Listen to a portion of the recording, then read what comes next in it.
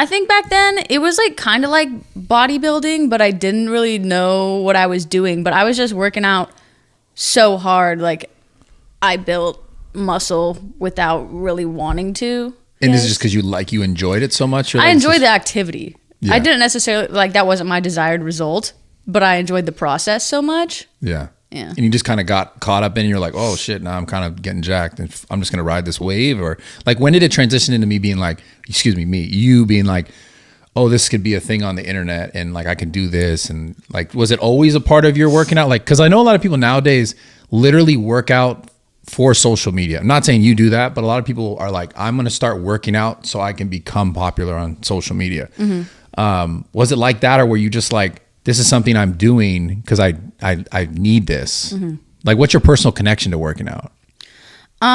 More so the latter. There was a really long period of time where people were like, oh, you should like start like an account. And I was like, I don't want to do that. Like, I don't want to share that part of my life with anybody else. Like, it's my little time, you know, to be private, and I enjoy working out and I don't want anyone else to be involved. But then it was recently in like 2020 when like that whole thing happened, you know, I don't know like what we're allowed to say here. Say whatever you want. Yeah. Oh, when like the pandemic happened. Yeah. And then the P-demi, that's what we call it. When the P-demi went down. Yeah. It changed a lot for a lot of people. It did. Yeah. And so then I was like, I'll just post my thing. So I started a separate account from like my just normal social media because I was like embarrassed. I was like, I don't want my friends and family to see this. That's funny. So I started a separate one so like no one would find out about it. Like I didn't tell anybody, and I was like, and like when people would find it, I'd be like, that's like so embarrassing. Like I was embarrassed. Yeah. Yeah, and then I just kind of. What were you embarrassed of? Just because like you were like you think people would judge you? Like, I'm like such a private person. Yeah, so which is like, crazy because you're doing this podcast. Yeah. Because I got to ask all those deep questions. I mean, I guess I'm just selective. I just choose weird things to be private about. The people are like, that doesn't matter. And I'm like, it matters to me though. It's like, fine. I don't care about sharing my mental health, but I care about this one other tiny thing that like nobody else cares about. Yeah, no, I get you. It's fair. So what about your mental health? Do you deal with mental health struggles? Because you said you went right to that. So obviously that's something you probably share with your audience. I just brought that up more so like with the like eating disorder thing. Right. Like, the other things I don't like talk about that much because I don't know. What other things?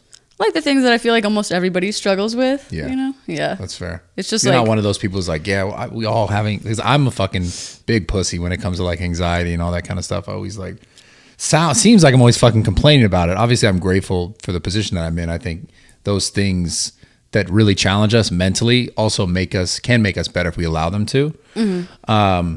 But a little bit back to the body dysmorphia stuff. When did it stop becoming like a thing? When did you first notice you were like obviously 13, you had that phase, and then you must have kept kind of working out or started to work out or didn't work out and then found it?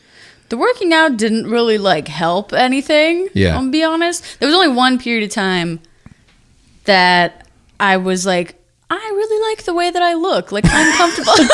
Yo, that's fucking hilarious considering. Yeah. And that was in 2020.